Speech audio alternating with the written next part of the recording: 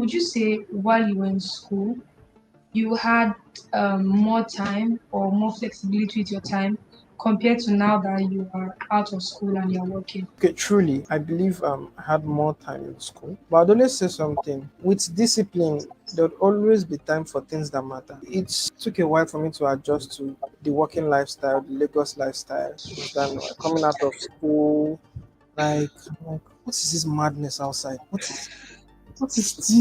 Oh my god!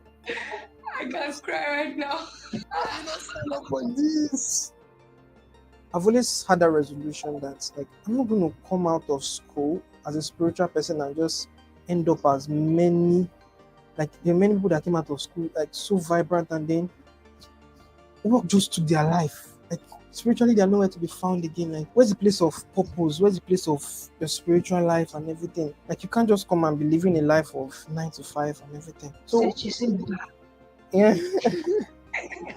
Like I just sat down and no. I'm gonna make time for the things that matter. I'm gonna make time for my spiritual life. I'm gonna make time for my long-term goals, my tech career. Stand. I'm not just gonna let this 9 to 5 rule my life. If that has to mean playing less of Call of Duty, yeah, so be it. Like because I'm a game person, so like, I just resorted to playing games only on the weekends most times. My friends, an hour or two on the weekends because mostly during the weekdays I want to do a lot of things. So I just learned to cut maybe some of my leisure activities, cut maybe an hour or two from my sleep. I'm waking up by this time to pray. I'm waking up by this time. I'm spending this so amount of hours to code.